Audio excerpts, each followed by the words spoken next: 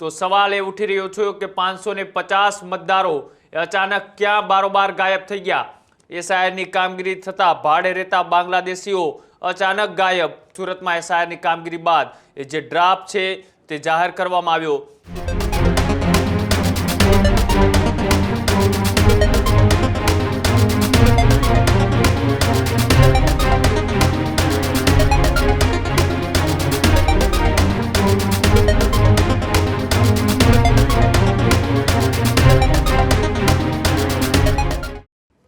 સમાચારોમાં આગળ વાત કરીએ સુરતની કે સુરતની અંદર જે દેશભરની અંદર અત્યારે એસઆઈઆરની જે કામગીરી હતી એ કામગીરી પૂર્ણ કરવામાં આવી અને ત્યારબાદ એ ચૂંટણી પંચ દ્વારા એક ડ્રાફ્ટ છે તે પણ રજૂ કરવામાં આવ્યો। તેમાં અનેક એવા સિટીઓના ચોંકાવનારા આંકડાઓ સામે આવ્યા છે કે જે સિટીની અંદર એ જે એસઆઈઆરની કામગીરી કરી રહેલા બીએલઓ જ્યારે ત્યાં તપાસ કરવા ગયા, ચૂંટણીના નામોની ચકાસણી કરવા ગયા, ત્યારે સુરતમાં એસઆઈઆરની કામગીરી બાદ એ જે ડ્રાફ્ટ છે તે જાહેર કરવામાં આવ્યો। એસઆઈઆરની કામગીરી બાદ સુરતમાં સામે આવ્યો લાલબત્તી સમાન કેસ। ઓન વિસ્તારના બૂથ નંબર 571ના અજીબો ગરીબ કિસ્સો સામે આવ્યો।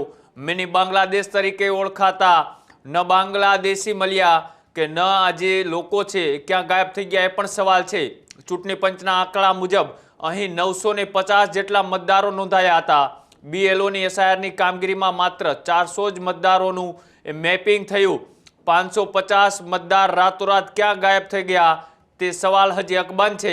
એસઆઈઆરની કામગીરી થતા ભાડે રહેતા બાંગ્લાદેશીઓ અચાનક ગાયબ। પોલીસ અને તપાસ એજન્સીઓ હાથ ધરી અત્યારે તપાસ। ભારતીય નાગરિકતાના પુરાવા વિદેશી ઘૂસણખોરો હતા કે કેમ?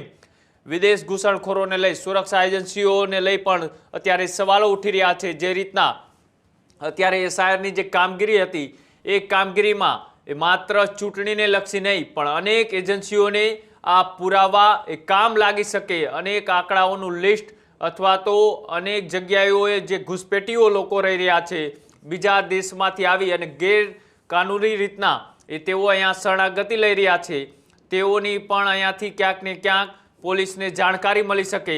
એવો જ કિસ્સો એ સુરતના ઉના વિસ્તારની અંદરથી સામે આવ્યો કે જેમને મિની બાંગ્લાદેશ તરીકે ઓળખવામાં આવતું હતું। ત્યાં અત્યાર સુધી 950 મતદારો હતા અને જ્યારે એસઆઈઆરની કામગીરી કરવા ગયેલા બીએલઓ કે જેમની સામે માત્ર 400 જ મતદારોએ મેપિંગ કરાવ્યું, તો સવાલ એ ઉઠી રહ્યો છે કે 550 મતદારો અચાનક ક્યાં બારોબાર ગાયબ થઈ ગયા।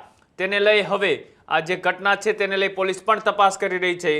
પણ આ જે વિસ્તાર છે તેમાંથી એક યુવકની પ્રતિક્રિયા પણ સામે આવી છે। તેમણે આ ઘટનાને લઈ શું કહ્યું આવો તે પણ જોઈએ।